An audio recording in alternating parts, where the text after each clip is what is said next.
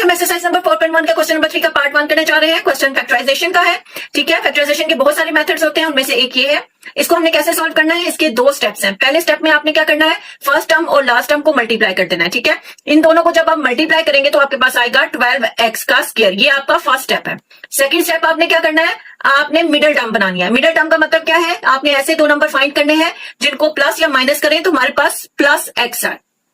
आपने साइन का खास ख्याल रखना है कि प्लस एक्स है तो प्लस एक्स ही होना चाहिए, अगर माइनस एक्स है तो माइनस एक्स ही होना चाहिए। चलते हैं फर्स्ट स्टेप की तरफ। ठीक है, फर्स्ट स्टेप में हमने क्या किया था, फर्स्ट और लास्ट टर्म को मल्टीप्लाई किया था और 12x का स्क्वायर आ गया था। ठीक है, अब सेकंड स्टेप में आपने क्या करना है, दो नंबर फाइंड करने हैं। अगर हम 3 के टेबल में देखें तो 3 4 12 होता है।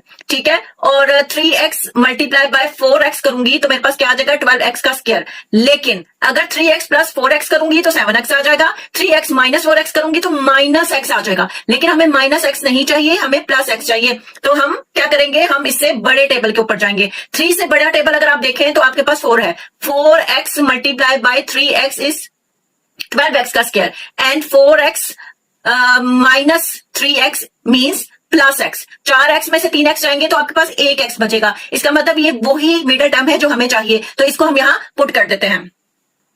इसको यहां से इरेज करते हैं। फर्स्ट टर्म और लास्ट टर्म को आपने वैसे ही लिख देना है, x square plus 4x minus 3x minus 12। ठीक है, अब आपने क्या करना है, इन दोनों में से कॉमन फाइंड करना है और इन दोनों में से कॉमन फाइंड करना है। इन दोनों में से देखें तो वेरिएबल में x कॉमन है, तो x को हम कॉमन ले लेते हैं और जिस नंबर या वेरिएबल को हम कॉमन लेते हैं उसको हम डिवाइड भी करते हैं। अब ऊपर देखें 2x है, नीचे हमने कॉमन लिया 1x। x से कैंसिल हो जाएगा और यहां क्या बचेगा, सिर्फ 1x प्लस आगे क्या है 4x। 4x को x से डिवाइड किया, x से कैंसिल और सिर्फ 4 बच गया। ठीक हो गया। अब आगे आपने क्या कॉमन लेना है, देखें तो दोनों के साथ माइनस है। सबसे पहले तो आपके पास माइनस कॉमन आएगा। ठीक हो गया। अब 3 कॉमन लेंगे, क्यों, 3 अपने आप पे भी डिवाइड हो जाता है और 12 पे भी डिवाइड हो जाता है, तो -3 हमारे पास कॉमन आ जाएगा। अब हमने -3x को डिवाइड किया -3 के साथ, तो ये आपस में कैंसिल हो गए, तो x बचा।